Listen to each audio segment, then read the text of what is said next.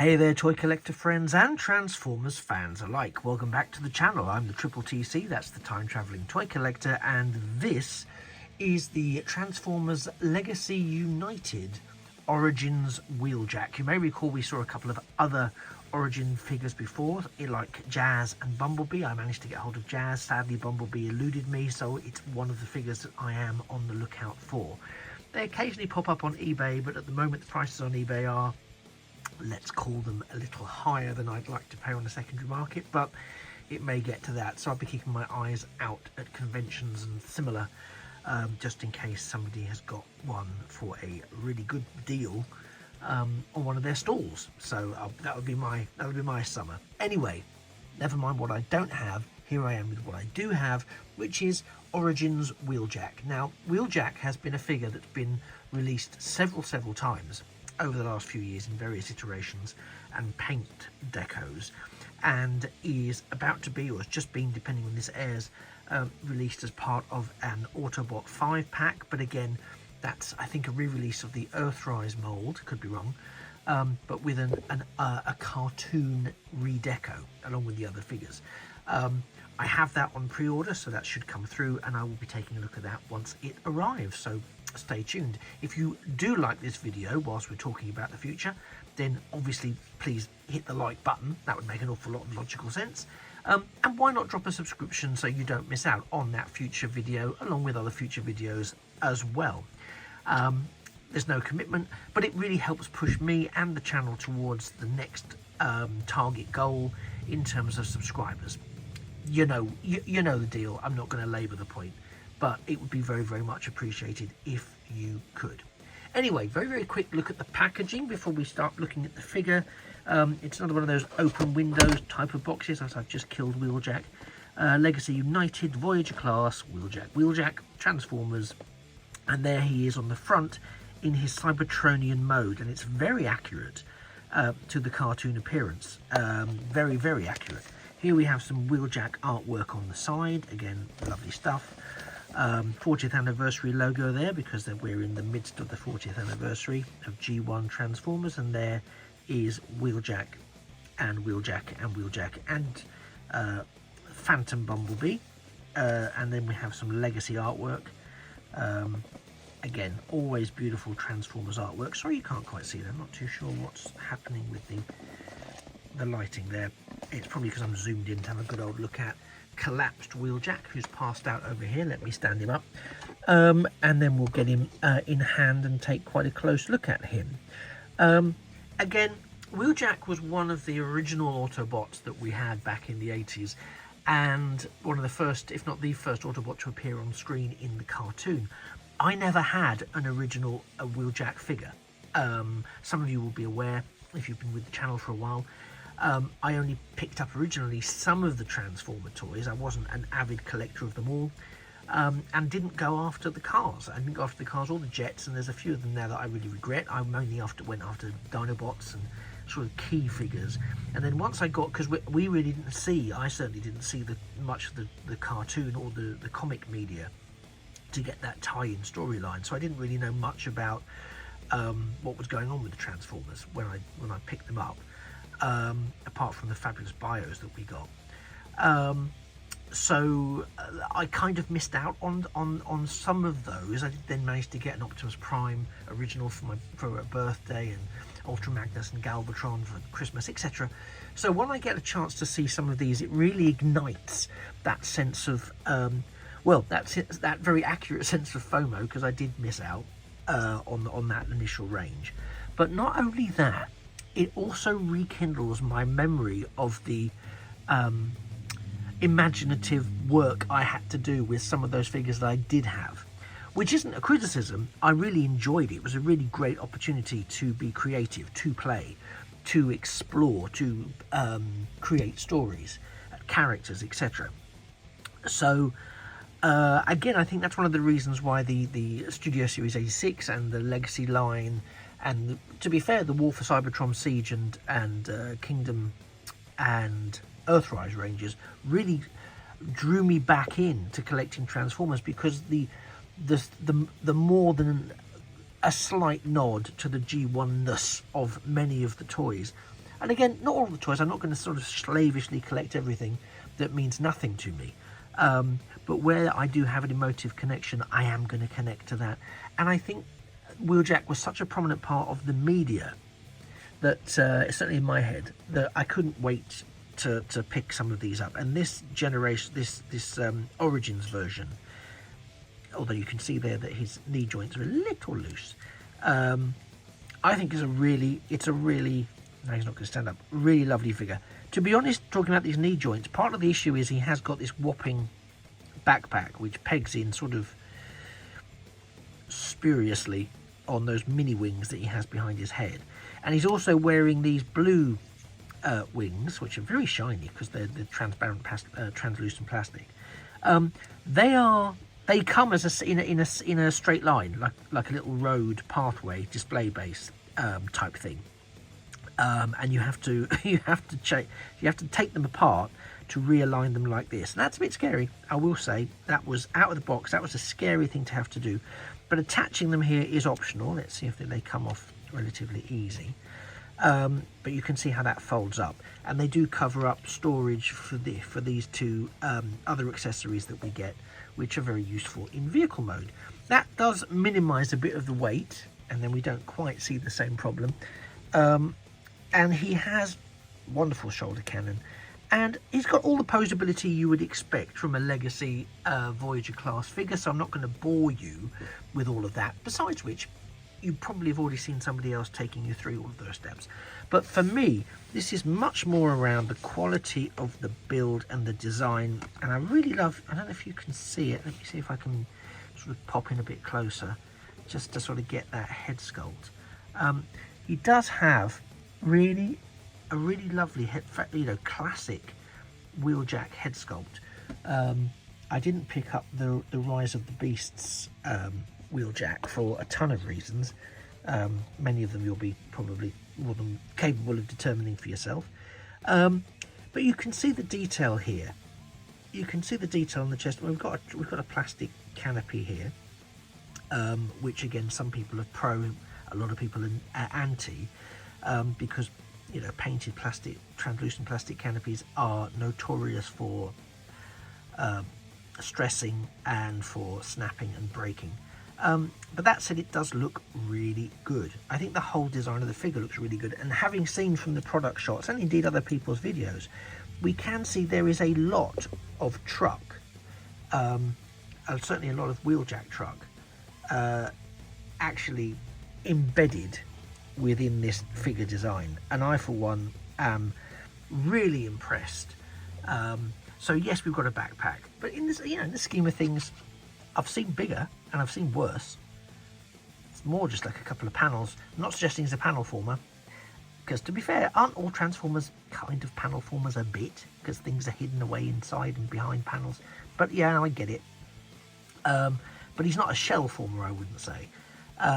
And there's again more wrapped up in the legs. We can see again more of the translucent plastic there, matching the chest, but it's all, it's all kind of compressed. It's all very compact, and there's good leg and arm and feet and waist and head articulation. So as a posable figure, when he doesn't have that sort of drag on his back, this Origins Wheeljack is really great. I really like messing with him.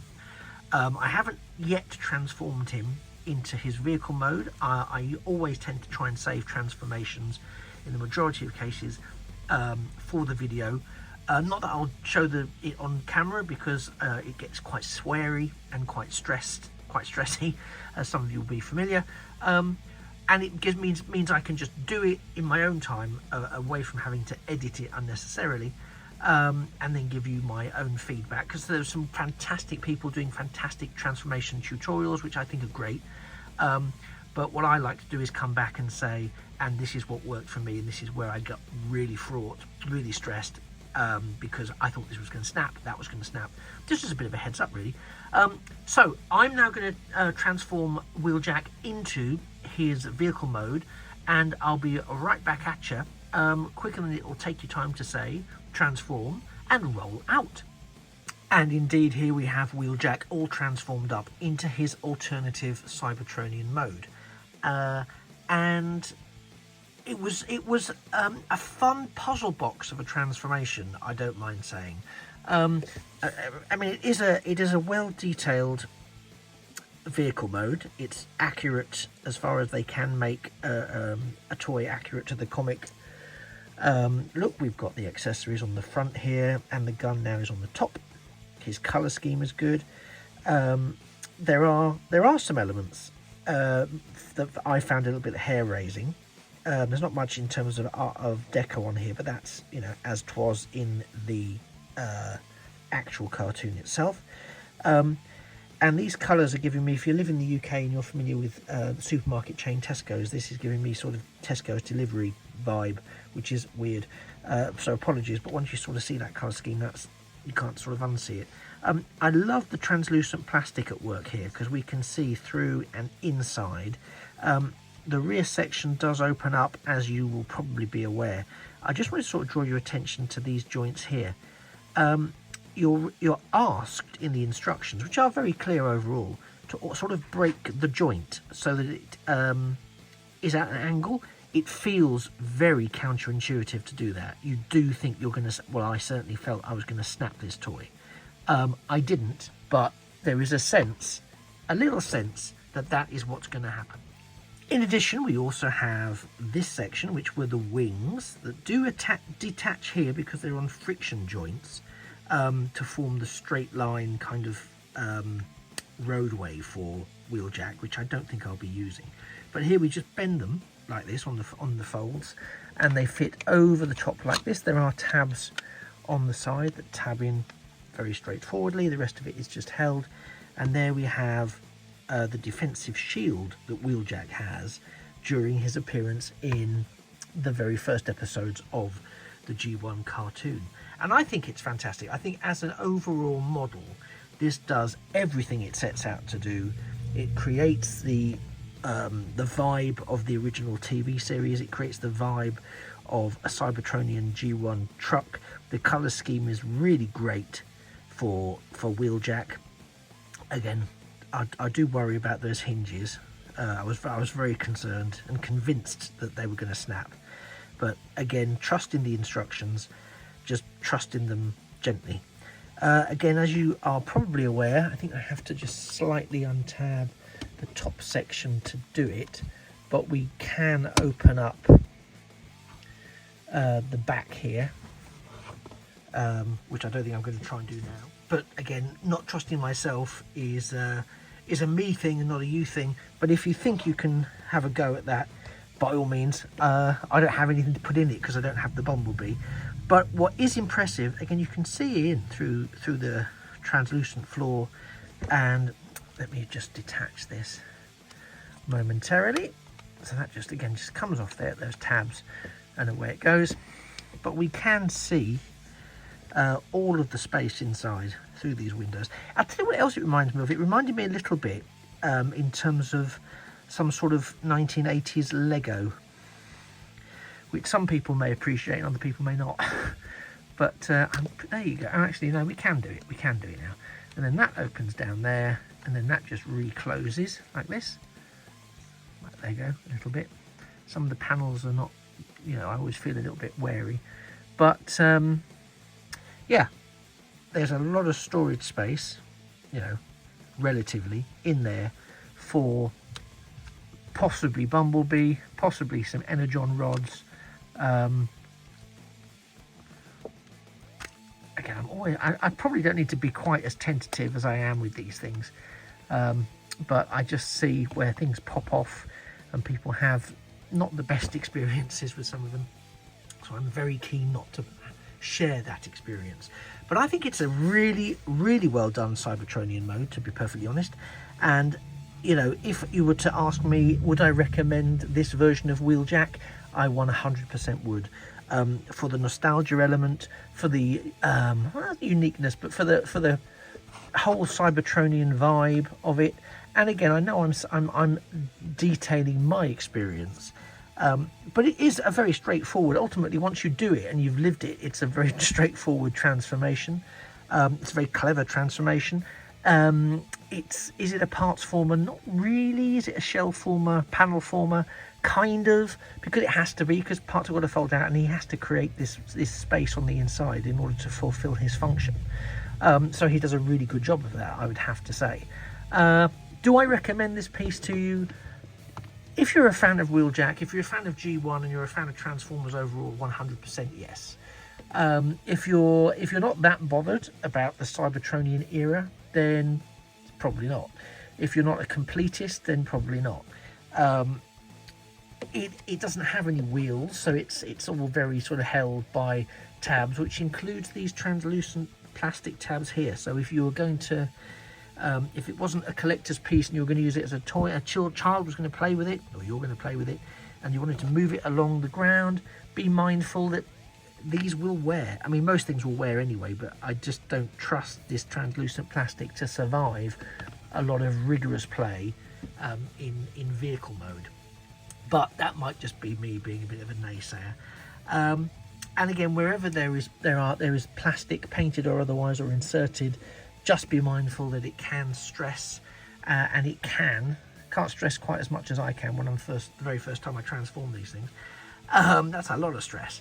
But it is a potential weak point in some of these vehicles or robot modes, so just be mindful of that. But again, I didn't get a real sense of this. It unfolds much like Ironhide and Ratchet and some of those vehicles in the Studio Series 86 line unfold. So it's clever. It's clever engineering, and again, it does a wonderful job of creating space where there almost shouldn't be. But it has to do that through the use of expanding the panels and ultimately creating a shell, if you like, to give you that capacity around the rear, which is an important place to have capacity, I suppose. But yeah, beautiful piece. I 100% would recommend it. The instructions are clear and detailed. I think it's great. I'm really pleased to be able to have added this Wheeljack iteration into my collection. And as I've mentioned before, if you do spot a Bumblebee an Origin Bumblebee out in the wild, do let me know, because I'm very, very keen to track one down.